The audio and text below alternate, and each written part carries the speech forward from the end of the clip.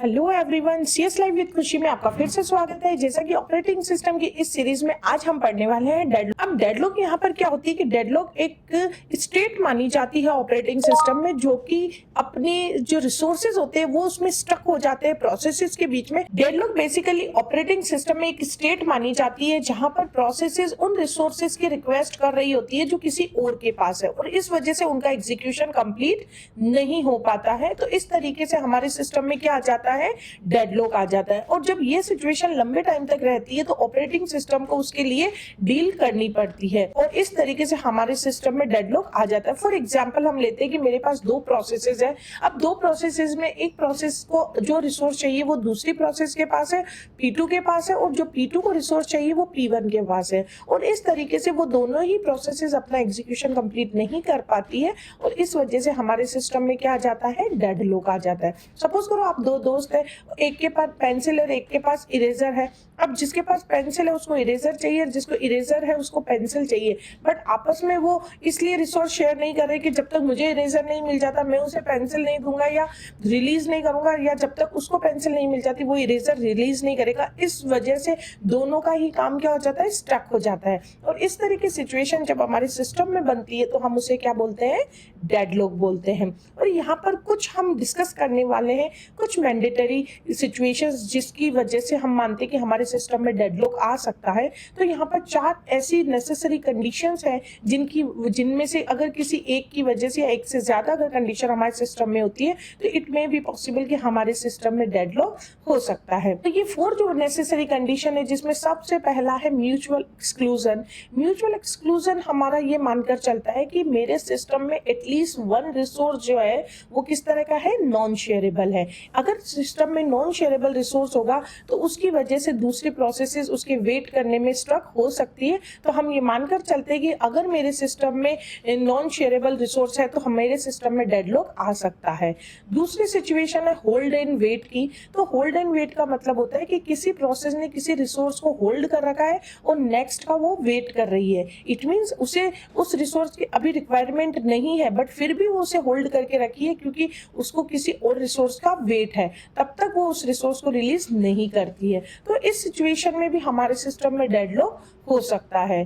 Third situation हमारी बनती है जिसमें हम नो प्रीम्पशन कहते हैं। नो प्रीम्पशन का मतलब होता है कि जब तक प्रोसेसेस खुद उन रिसोर्सेज को रिलीज नहीं कर देती तो सिस्टम उनसे वो प्रोसेसेस से रिसोर्स रिलीज नहीं करवा सकता है।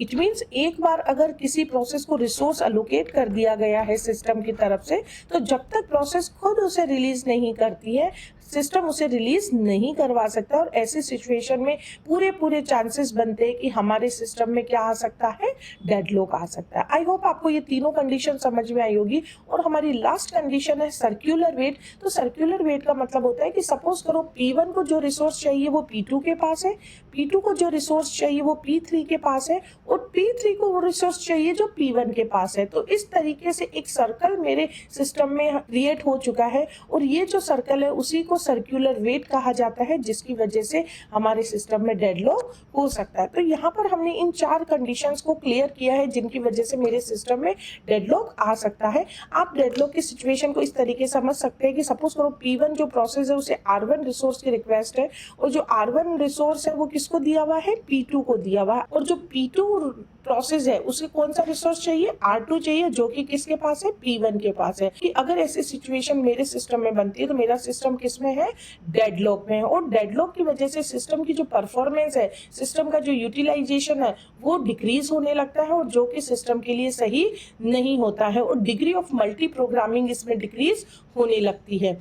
और इस सिचुएशन को किस तरीके से अब ऑपरेटिंग सिस्टम के द्वारा हैंडल किया जाता है, तो यहाँ पर एग्जाम पर्पस से आपके लिए बहुत इंपॉर्टेंट है कि जो डेडलॉक को हैंडल करने के जो मेथड्स हैं वो ऑपरेटिंग सिस्टम में किस तरीके के होते हैं। तो यहाँ पर जो हमारे पास 4 आपको मेथड देखने को मिल रहे हैं, तो ये 4 मेथड है जिनका यूज करके ऑपरेटिंग सिस्टम इस प्रकार की सिचुएशन से डील करता है, जिसमें से पहला है डेडलॉक प्रिवेंशन और डेडलॉक अवॉइडेंस, फिर है डेडलॉक डिटेक्शन एंड रिकवरी, और लास्ट है हमारा डेडलॉक इग्नोरेंस। यहाँ पर जो पहले 2 हमारे डेडलॉक के जो मेथड है उनका यूज हम इसलिए करते हैं कि हम ये सिचुएशन क्रिएट करें कि मेरे सिस्टम में पहले से ही डेडलॉक अकर ना हो। इट मींस ऐसी सिचुएशन ही ना आए सिस्टम में कि मेरे सिस्टम में डेडलॉक हो जाए। तो इस सिचुएशंस को हम किस तरीके से हैंडल करते हैं ऑपरेटिंग सिस्टम में, हम उसको समझते हैं। तो सबसे पहले हम पढ़ते हैं डेडलॉक प्रिवेंशन। तो यहाँ पर प्रिवेंशन का मतलब क्या होता है कि कोई सिचुएशन, कोई प्रॉब्लम आने से पहले ही उसका सॉल्यूशन कर लेना। तो यहाँ पर डेडलॉक प्रिवेंशन का मेरा मतलब किससे है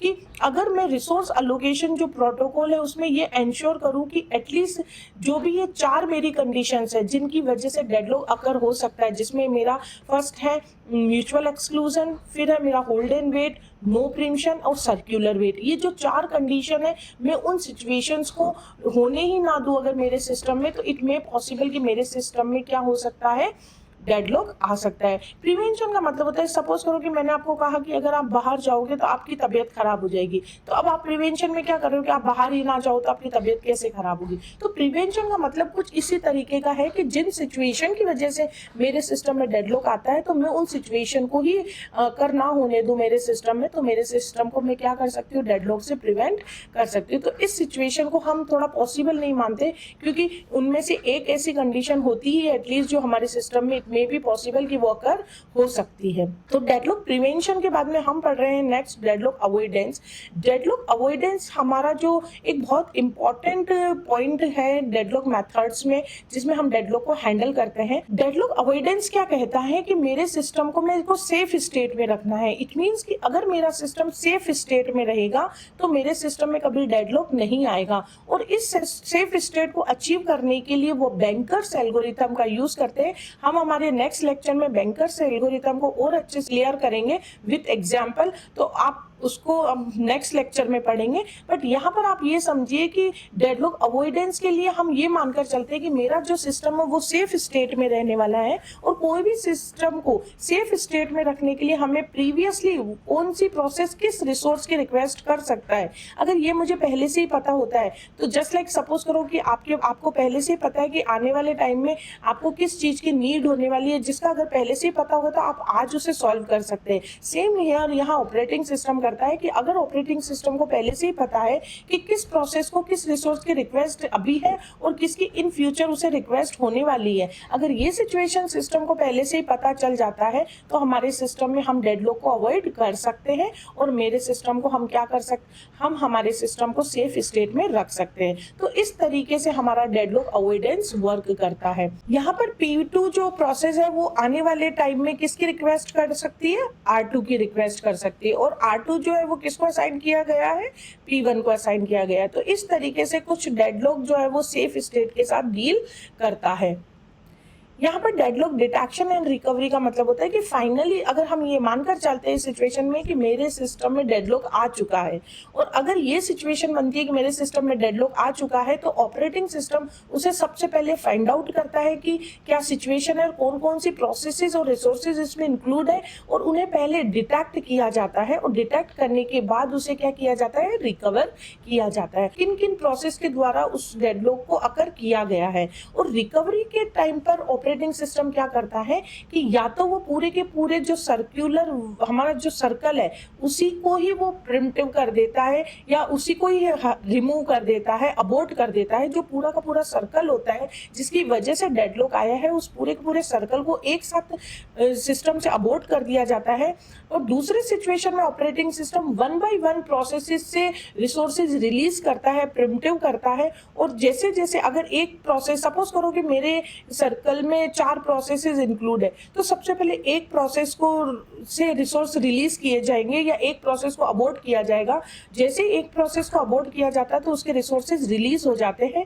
इस तरीके से फिर सिस्टम को चेक किया जाता है कि क्या डेडलॉक से हमारा सिस्टम बाहर आया है, और इस सिचुएशन को कंटिन्यूसली तब तक फॉलो किया जाता है जब तक कि हमारे सिस्टम से डेडलॉक हट ना जाए। तो इस सिचुएशन में हम जो ऑपरेटिंग सिस्टम होता है वो डेडलॉक डिटेक्शन और रिकवरी के थ्रू वर्क करता है। तो इस तरीके से हमारे सिस्टम में डेडलॉक को रिकवर किया जाता है। और डेडलॉक इग्नोरेंस जो होता है वो सबसे सिंपलेस्ट और सबसे मोस्ट कॉमन अप्रोच है जो हमारा विंडोज और लिनक्स में मोस्टली यूज किया जाता है। कि हम ये पहली चीज तो हम ये अजम्पशन करते हैं कि मेरे सिस्टम में ये सिचुएशन जो है बहुत रेयर है, और अगर सिस्टम जो होता है उसमें हम मानकर चलते हैं कि जो यूजर होते हैं वो अपने आप सिस्टम को मैन्युअली उसको जो उनकी फ्रोजन 1000 एप्लीकेशंस होती है उनको किल कर देता है या सिस्टम को रीस्टार्ट कर देता है। तो इस सिचुएशन में हमारा जो डेडलॉक सिचुएशन होती है वो अपने आप इम्प्लिसिटली क्या हो जाती है, हमारा सिस्टम डेडलॉक से रिलीज हो जाता है। इससे रिलेटेड कोई भी क्वेरी है आप कमेंट बॉक्स में मुझे कमेंट कर सकते हैं। चैनल को सब्सक्राइब नहीं किया है तो please do subscribe this channel.